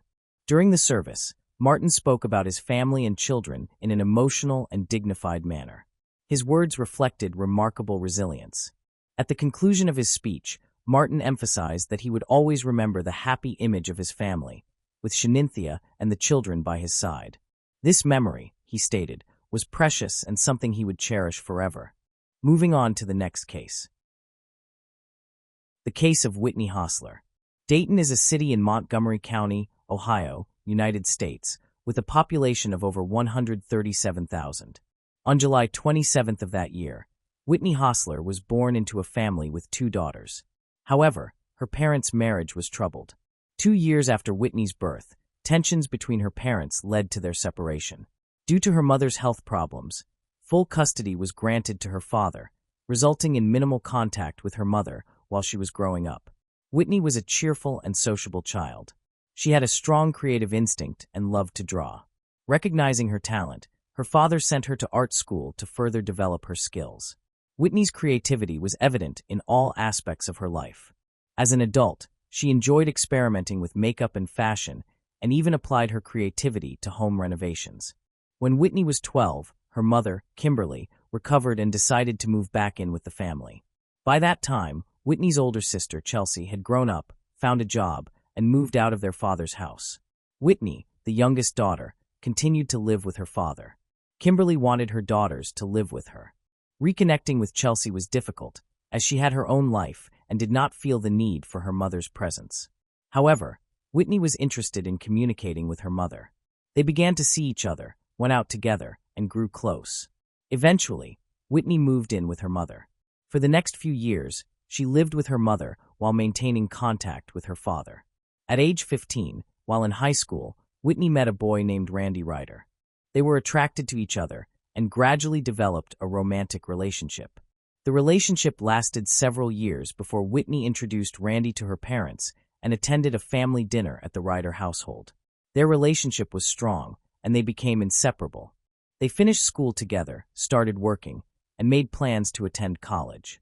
In 2017, Whitney discovered she was pregnant at the age of 22. Although the pregnancy was unplanned, both the couple and their families responded positively to the news. The couple's parents were supportive, viewing the birth of their child as an opportunity to complete their families. Randy's parents, who had recently retired and had significant free time, offered to help the couple with childcare. Since Whitney and Randy needed to pursue their education and build their lives, they happily accepted the offer. The couple soon moved to St. Paris, a small town in Ohio with fewer than 2,000 residents, where Randy's family lived. For the first few months after moving, while Whitney was pregnant, they lived in a one-room apartment and continued to work. After their daughter was born, they decided to move into Randy's parents' home. This move made their lives significantly easier, allowing them to balance school and work more effectively. It was also financially beneficial, as they did not have to spend a large portion of their income on rent. Additionally, the grandparents were able to spend more time with their granddaughter. Along with Randy's parents, his younger brother also lived there. They all lived together as a large family. The friendly household supported one another, and everything seemed perfect. On October 1st, 2020, Randy visited the police station to report Whitney's disappearance. He stated that the last time he saw her was on the evening of September 30th, following an argument between them. After the fight, he went out to meet friends. The conflict continued with his mother, Valerie, but Randy did not stay to see how it resolved. He explained that he and Whitney had planned to spend the evening together, but she decided to stay home. A few hours later, his friends were supposed to pick Whitney up in a car so they could go out together. Randy admitted that at the appointed time, his friend arrived to get Whitney. However, she was not waiting in the driveway as planned. The friend called her several times, but Whitney ignored the calls. He waited in the car near the house for some time, but eventually concluded that perhaps someone else had picked her up or her plans had changed. So he did not waste time and went to the party where he expected to meet her. When Randy arrived at the party, Whitney had not shown up, which caused him concern. He tried calling her several times, but she did not answer. Randy then contacted his parents, who were at home. They told him that Whitney had left shortly after he did, getting into a car with a friend. Randy's mother, Valerie, saw an unfamiliar car pull into the driveway and watched Whitney get into it. However, she could not determine who was in the car or how many people were inside, as the windows were tinted. Whitney stopped communicating after that and was never seen again. Randy waited another day, hoping she would be with friends. He tried to find out who Whitney had left with, but eventually decided to contact the police for assistance. Initially, the police were skeptical of Randy, as people close to the victim are often considered in such cases. However, Randy's story was supported by his parents and friends. His parents saw him leave for the party without Whitney, and he remained there until his mother informed him that Whitney had left on her own. His mother corroborated Randy's story, verifying that he had been at the party when Whitney disappeared. The police contacted Whitney's mother to gather additional information about her whereabouts. Whitney's mother insisted that Whitney would not simply run away, as she was a responsible mother devoted to her child and would not leave for an extended period. With this information, the case did not appear to be a simple disappearance, prompting the police to begin a search for Whitney. Then, a man noticed something unusual while hiking in the woods near Kaiser Lake in Ohio. At the bottom of a cliff, he saw a person lying face down. Believing it might be a tourist who had fallen, he called out to them but received no response. He decided not to risk climbing down the cliff himself and instead contacted emergency services. Emergency responders arrived quickly and used specialized equipment to descend the steep cliff. When they reached the victim, it was clear that she was dead. The victim was a young woman, and responders immediately observed signs of strangulation on her neck and face. This ruled out a fall as the cause of death. Unfortunately, the victim had no identification on her. Police had to rely on her clothing and other identifying features, such as earrings, to try to determine her identity. The police reviewed recent missing person reports and quickly found a match. A forensic expert confirmed that the victim was Whitney. The forensic investigation established that Whitney had died from strangulation. Police began investigating the circumstances surrounding her death. After examining the last hours of her life, they found that she had been in contact with Randy, his father Rodney Sr., his mother Valerie, and his younger brother Rodney Jr., who all lived in the same house. The police went to the Ryder family's home, but only found Rodney Jr. there. He told them that his parents had taken their granddaughter and gone hunting. The police decided to speak with Rodney Jr. first. It was discovered that Rodney Jr. had been at work from early in the morning until late at night on the day Whitney went missing. This was confirmed by his coworkers and surveillance camera footage. When he returned home, Whitney had already been dead for several hours, so Rodney Jr. was quickly eliminated as a suspect. Randy had been at a party during the time Whitney went missing and was not considered a suspect. However, many questions remained about Randy's parents. Randy's mother, Valerie, was the only witness to see Whitney leave the house and get into an unknown car after their son had departed. But no one else witnessed this. Randy's parents returned home 6 hours later, covered in mud. They claimed they had gone deer hunting in the woods, although there was significant doubt about this explanation. Valerie was able to describe the car Whitney had been seen entering before she disappeared, but they did not see the license plate or the driver and did not take the matter seriously. Randy's parents paid little attention to the car because they assumed Whitney was being picked up to go to a party. They believed her friends had collected her when she calmly entered the vehicle, suggesting she knew the driver. Around 7 p.m., as darkness fell, the police left the Ryder family home. They had not obtained any useful information from witnesses and decided to check the area of the street where Whitney had disappeared. Randy's parents reported seeing a suspicious dark burgundy car with tinted windows parked nearby. The vehicle had been parked next to the family's white pickup truck until Whitney left the house and got into it. Unfortunately, there were no surveillance cameras in the vicinity. As the police passed the pickup, they noticed some suspicious items in its open bed. Inside, they found several black garbage bags with remnants of adhesive tape, along with women's gloves caked in mud. The collection of items did not resemble typical hunting equipment. The officers were aware that garbage bags and tape are often associated with attempts to conceal a crime. The items appeared to have been used to restrain someone and then discarded. On the tape, police found several strands of hair stuck together, similar in color and length to Whitney's. There was also a large two-wheeled luggage cart, dirty and indicating it had recently been driven on a dirt road. Initially, police did not alert the cart's owner to their discovery.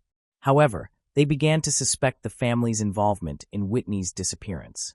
The police calmly returned to the house and requested to inspect Whitney's room. They intended to conduct a search and obtain her mobile phone and computer for analysis. Valerie permitted the police to enter. Officers inspected Whitney's room and found her mobile phone, along with an almost empty roll of tape identical to the one found in the pickup truck. Hair was present on the tape. The officers reported this finding to the homeowners and requested an explanation. Randy's parents remained calm and began answering questions. They explained that Whitney had been cleaning her room, and her hair may have become caught in the tape while combing it. She had recently been sick, causing her hair to fall out, which everyone, including Randy, confirmed. Despite their confident statements, the police suspected that Valerie and her husband were lying, as the explanation of hair falling out and sticking to the tape seemed implausible.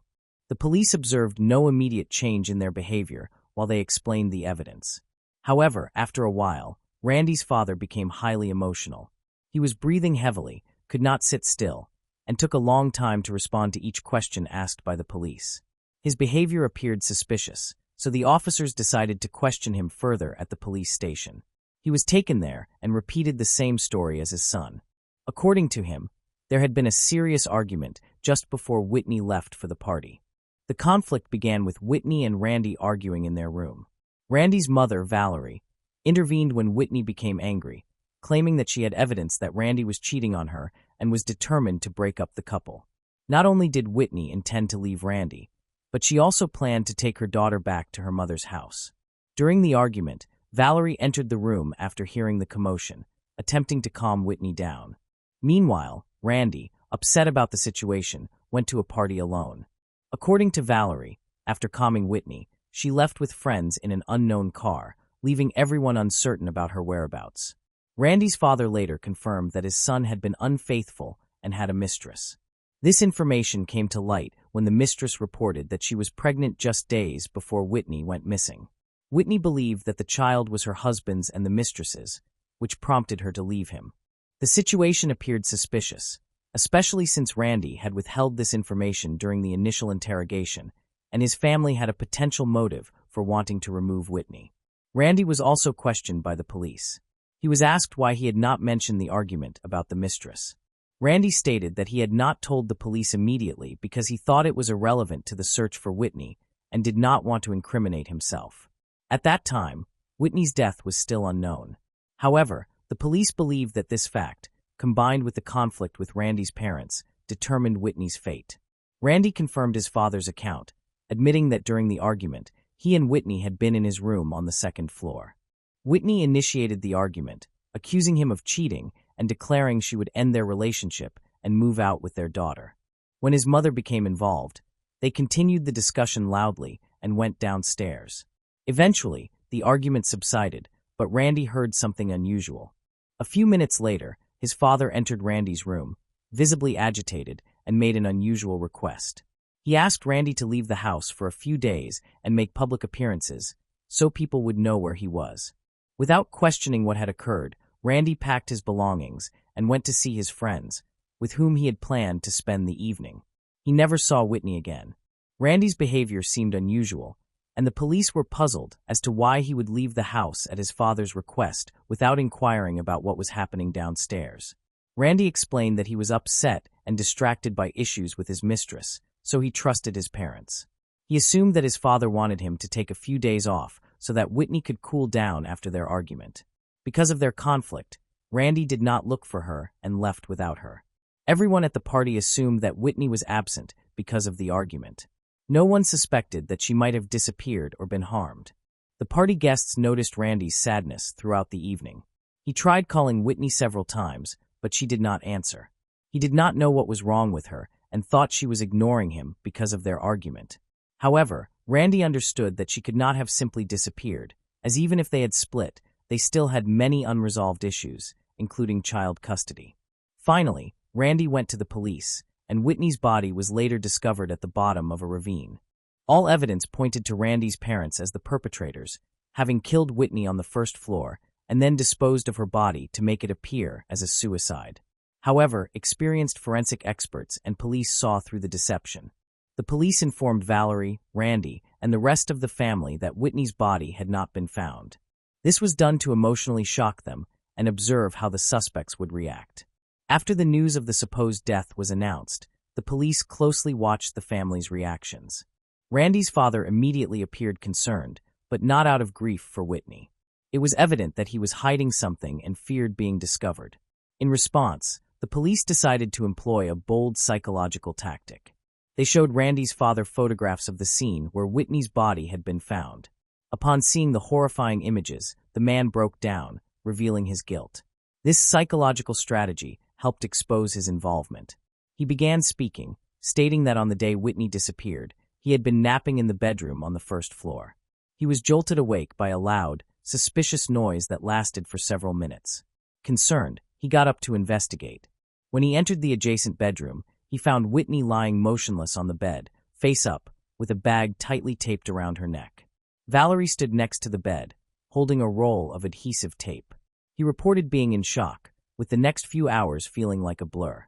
His wife told him that she had been filled with rage upon realizing she would never see her granddaughter again, which led her to instinctively strangle Whitney. The man quietly assisted his wife in disposing of the body, acting mechanically.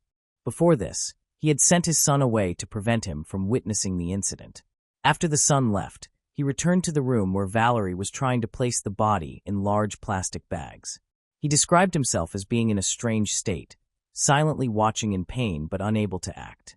He remained in a stupor until his wife asked him to bring a two-wheeled cart and a large bag.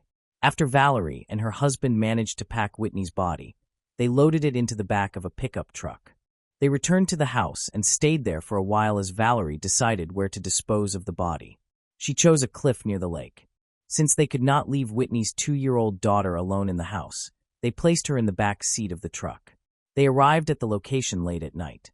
The child was asleep and unaware that her mother's body was being disposed of at that moment. The most tragic aspect was that Whitney's death was caused by people she had considered close and trusted. After dumping the body, the couple gathered trash bags, duct tape, a bag, and a cart intending to dispose of the evidence later. The police later discovered the evidence, preventing them from ever removing it. During the interrogation, Valerie initially remained calm and emotionless. While she was in another room, the police interviewed each suspect separately, and Valerie did not know that her husband had confessed until the very end. She continued to insist that Whitney had left in an unknown car.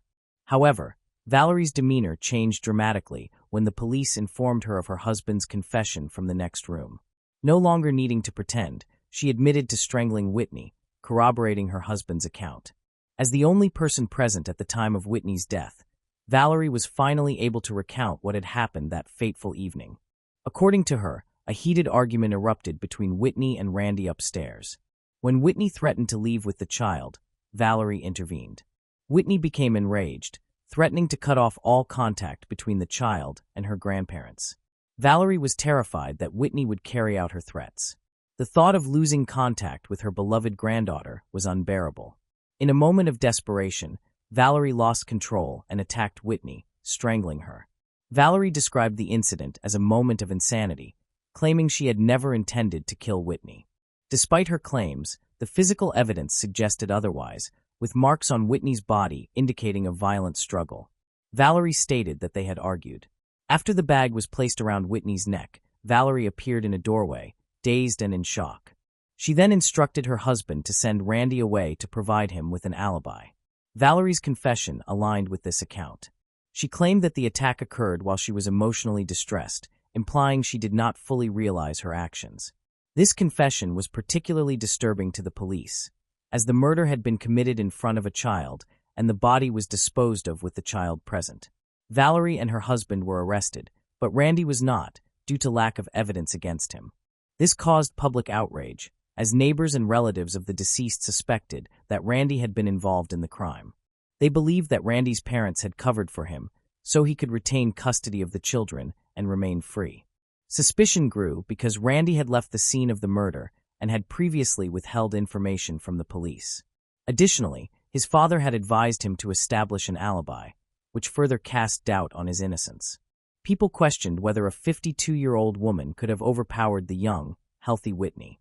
Despite these suspicions, Randy denied all charges and passed a polygraph test, resulting in him being cleared of any wrongdoing. In preparation for trial in December 2020, Randy's father, Rodney Sr., pursued a plea deal. In exchange for his cooperation, he received a 3-year prison sentence and was released on March 28, 2023. Valerie Ryder's trial began in February 2021, where her defense attorneys proclaimed her innocence and argued that Whitney had been abducted and killed by someone else. They also attempted to implicate Randy's father, Rodney Sr., as the actual perpetrator. However, the prosecution effectively countered these claims by introducing DNA evidence linking Valerie to the crime. Both her husband and son testified against her, leaving little hope for the defense. Ultimately, the jury found Valerie Ryder guilty of first-degree murder and tampering with evidence and sentenced her to life in prison. She will be eligible for parole in 21 years, in 2041. Moving on to the next case. The case of Yancey Knoll. On the evening of August 31, 2012, Yancey Knoll left work early to head home. He got into his old Subaru station wagon and was about to merge onto Interstate 5 when he stopped at a traffic light. At that moment, a BMW pulled up next to him, driven by a young man. Suddenly, a shot was fired, followed by several more. Yancey was killed instantly, and the entire incident occurred so quickly that he had no chance to react. Witnesses at the scene immediately called 911. This event sent shockwaves through Seattle, Washington. At present, the cause of the shooting remains unknown. Yancey's friends said that he had no enemies. He was a kind, polite person and had never had conflicts with anyone. He clearly did not deserve such a fate. An outdoor enthusiast, he loved hiking and enjoyed wine, working as a beverage specialist. No one believed he could be involved in any conflicts. He was known to be kind, even shy, and always careful in his communication, including when interacting with passers-by. No one believed he could argue with anyone, which might provide a motive for a murder. But what was the reason for the shooting? The police needed to find out. The attack occurred at 7 p.m., while it was still light outside and traffic was heavy. The attacker targeted Yancey at very close range. The shooting was executed with great precision, indicating that the attacker was confident in his actions. Fortunately, no other road users were injured, indicating that Yancey was the sole target of the attack. Other drivers who unknowingly witnessed the incident only heard a series of rapid gunshots. Then the BMW abruptly moved into oncoming traffic at a red light. Meanwhile, the Subaru remained stationary with its engine running. Two other drivers, realizing something was wrong, pursued the shooter, but he quickly escaped. Other drivers approached the Subaru and found the driver inside bleeding. Paramedics confirmed that the driver, Yancey Knoll, died from 4 head injuries, including 1 wound to the temple. He was killed instantly, leaving him no chance to survive. A 5th bullet missed its target and was later found in the apartment of a 92-year-old woman, Patricia Schulmeister. It had gone through her window, hit a chandelier, and shattered a picture of a cat on the wall. She was fortunate to escape, otherwise she could have been a victim of the gunman. After discovering the bullet, she went outside where police were investigating the crime scene and handed the bullet to an officer. It was later identified as a 9mm round, likely from a Glock pistol. This evidence became crucial for investigators, as they had no other leads at that time. Witnesses did not see the attacker's face and did not remember the BMW's license plate number. Initially, it was thought that the murder was a targeted attack, suggesting someone intended to harm Yancey. However, he appeared to have no enemies. Even his friends did not recall any conflicts. He had never been arrested for a crime, which was confirmed by acquaintances, relatives, and police databases. The investigation could have taken a long time due to the lack of evidence. The only clue police had was the bullet found in Patricia's apartment. Additionally, the driver of the BMW attacked Yancey through the passenger window. Broken glass from the car remained on the road. As a result, the only information investigators had was that a BMW had a broken passenger window. During witness interviews, more information about the car involved in the incident was gathered. One driver reported seeing a silver BMW run a red light. The car was a nice convertible and had left the scene with the top down. The witness also reported that the car had chrome wheels and that a middle-aged, dark-haired man was inside. Based on the witness's testimony, an illustrator drew a portrait of the suspect. Although this was a weak clue, it was still crucial in tracking down the attacker. The image was posted on the police website within weeks of the incident, helping to create a composite sketch. Additionally, video footage from street surveillance cameras was obtained, but the quality was very poor. The cameras were positioned at a distance, capturing the BMW, but leaving the license plate unreadable. Unfortunately, detectives had no other leads. The description of the suspect was shared with all police departments, and traffic police began stopping all similar BMWs in the city. After the brutal murder, police checked hundreds of cars and questioned hundreds of drivers who resembled the dark-haired man driving the silver car. On September 14th, an unidentified woman contacted police and mentioned Thomas Den Bowman, who lived 10 blocks from the scene of the attack. She suspected that he might be involved in the shooting of Yancey. Detectives found a photo of Thomas Den and noted that he closely matched the sketch of the suspect. Investigators then began carefully monitoring him. However, he did not seem like someone capable of becoming a cold-blooded killer. Thomas Den was a 29-year-old man, educated and a talented engineer. Since the age of 12, he had been considered a genius. He attended college and by age 20 had started his own business, dedicating himself fully to it. His company, Wake Industries, specialized in robotics and was thriving at the time of the events. Thomas Den also enjoyed a happy personal life. In 2007, he met Jennifer Palm at an educational seminar. She was a successful dentist. Their relationship experienced many challenges, but after a year they decided to marry. Friends said they understood and supported each other. Thomas Den was described as intelligent, sociable, and friendly. Those who knew him could not believe he was capable of such cruelty. However, investigators continued gathering information about Thomas Den and discovered that he owned a silver BMW similar to the one being sought. It was unclear, though, if he was still using it. To find out, they followed him, but he did not drive the car during that time. One day, his garage door was lifted, revealing a silver convertible sports car inside. This evidence led to Thomas Den's arrest on September 21, 2012. As he was preparing for work, police handcuffed him and took him to the station, where he waited 2 hours for questioning. During the wait, he had a snack and coffee, appearing calm, but quickly became upset that his work time was being wasted. Thomas Den's wife was also taken into custody and interrogated in a nearby room. Throughout the process, she answered most questions with the phrase, "I'm not sure." neither confirming nor denying any information. It was evident she was hiding something. The interrogation lasted over 4 hours. Meanwhile, detectives examined Thomas Den's car and noticed that the passenger window had been recently replaced, raising further suspicions. When they opened the BMW's door, they discovered small glass shards in the doorway, indicating the window had been broken.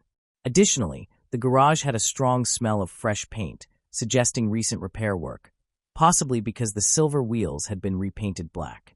Police also had a search warrant for Thomas Den and Jennifer's house. They were surprised to find the house so sparsely furnished, despite their good income. Instead of a bed, there was only a large mattress on the floor. Jennifer was the primary breadwinner, earning approximately $100,000 to $150,000 a year, while Thomas Den earned much less. He was a genius who spent all his time creating new projects but struggled with entrepreneurship.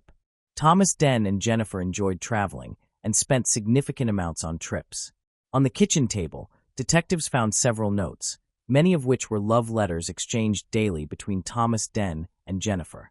However, one note caught their attention. It congratulated someone on being the best gunslinger of the Wild West. Detectives discovered that Thomas Den and Jennifer had a small arsenal of weapons at their home, but not the murder weapon, a 9mm Glock. He was held in custody for 4 months while awaiting trial. He was unable to post bail, which had been set at an extraordinary $1 million, an amount even he considered excessive. Throughout this time, he remained calm and showed no signs of fear. He and his wife, Jennifer, frequently spoke on the phone, though their conversations were monitored by law enforcement. Their behavior was noted as quite strange and childish. They used numerous pet names and spoke in an overly sweet manner, which some officers found difficult to tolerate. During these calls, police were unable to obtain any significant information, and the evidence against Thomas Den remained minimal and indirect. A key focus of the case was to establish a motive for the murder. Police thoroughly searched for any relevant information and investigated a potential connection between Thomas and Yancey. However, they did not find any contact information, phone calls, or acquaintances linking the two, showing that the two men did not know each other at all. Upon examining Thomas's computer, investigators discovered that he had long harbored an interest in committing a crime. He had spent years researching online how to commit an effective murder and avoid punishment. This interest led him to create a detailed database of violent crimes, with every piece of information carefully organized and analyzed. All of this data was stored on his hard drive. Furthermore, after the murder, Thomas Den joined the Yancey Memorial page on social media. Investigators found videos on his computer showing him driving his BMW sports car recklessly at high speeds. In addition, he had received extensive firearms training, becoming proficient with both hands. Among the video footage collected by police was a tutorial on how to use a gun through a car window, exactly as occurred in the Yancey case. Immediately afterward, police conducted a search of Thomas Den's workplace and discovered a crucial clue: disassembled parts of a 9mm pistol wrapped in paper towels in a trash can. However, some parts were missing, preventing the full assembly of the weapon and hindering a ballistic examination to determine if the gun had been used in the murder. Despite this, the discovery heightened suspicions against Thomas Den. The prosecution concluded that he had a motive to kill for amusement, randomly shooting the first person he encountered on the road, then cleverly disappearing in his car. After the murder, Thomas Den returned home and reviewed materials on how to erase evidence from his car. He then replaced the glass and painted the rims of his vehicle. At this time, police suspected that he had an accomplice, his wife Jennifer. She displayed nervous behavior and avoided eye contact, leading police to believe she was concealing information. However, she did not request a lawyer and instead gave investigators her wallet, which contained several receipts. These documents helped the investigation progress significantly, pinpointing the exact location where Thomas Den had replaced the car glass. Jennifer explained that they had been robbed of car glass, which prompted them to visit a car service. Investigators suspected that she may have known what had happened. Although she was initially unaware of Thomas Den's plan, he kept her informed after the murder and asked for her assistance. The following day, he and Jennifer went directly to a car glass store in Portland. He told the seller that someone had attempted to steal his car and that the thief had smashed the window. They acted calmly in the store, a detail investigators later uncovered. Police could not confirm Thomas Din's account of the burglary, as he had not reported the incident to police at the time. 3 weeks later, he and Jennifer visited a tire store in North Seattle. There, he introduced himself as Peter, while Jennifer remained quiet as before. They needed new tires because old rubber tracks had been found among the evidence at the crime scene. Although the murder weapon was never recovered, police discovered a brand new set of tires in Thomas Din's shop. Authorities believed they had sufficient evidence to charge him with first-degree murder. On November 19, 2014, 2 years after Yancey was murdered, Thomas Din appeared in court. He was no longer the confident man he had been when police arrested him. Now he appeared as a shy and humble college student, seemingly aiming to win the jury's trust. His transformation was intended to convince people of his innocence, contrasting sharply with the violent image of a killer. However, the truth was different.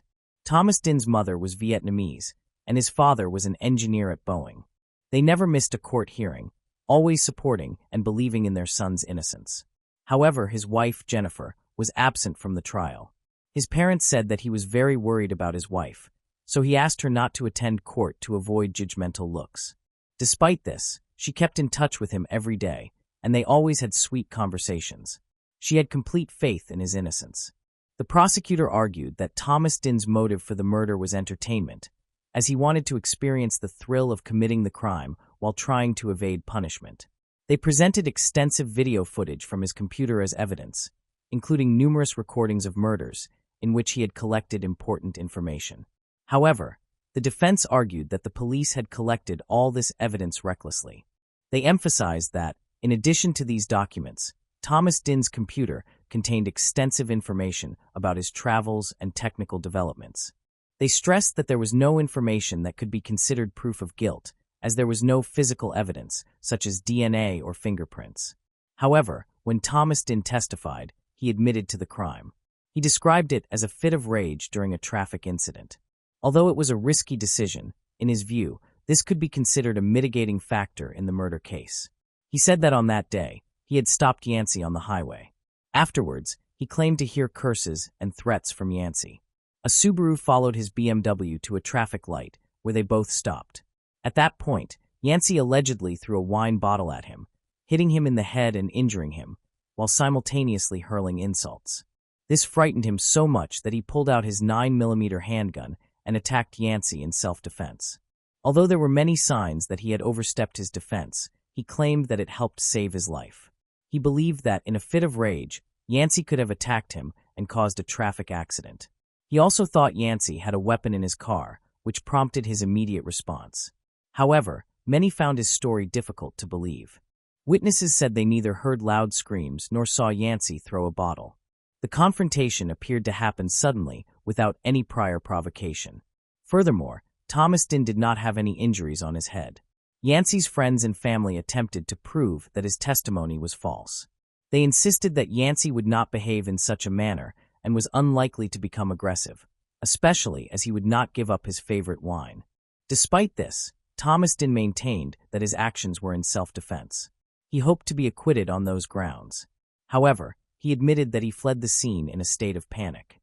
He claimed he was not thinking clearly and quickly disposed of evidence out of fear, while denying that the materials found on his computer were related to the crime. Strangely, though, he remained calm throughout the 3-day trial.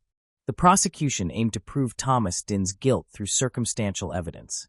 Witnesses testified regarding the events surrounding the shooting, after which the jury deliberated on the verdict. On December 9, 2014, they unanimously found Thomas Din Bowman guilty of murder. He was so shocked by the verdict that he could not believe it, breaking down in tears in the courtroom as the verdict was read. Thomas Din's parents defended their son.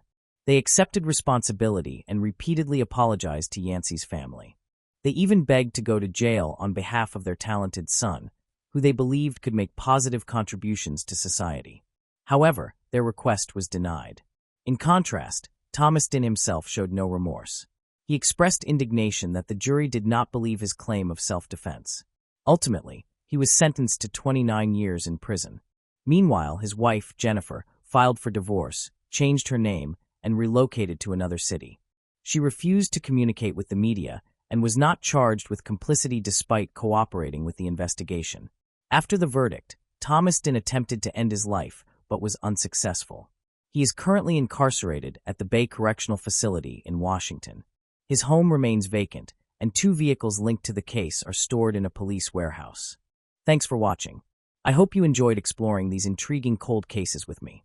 If you found the video fascinating, don't forget to give it a thumbs up and subscribe to Cold Case Mystique for more deep dives into cold case investigations. Your support helps me bring you more compelling content. Leave a comment below with your thoughts or any cases you'd like me to cover next.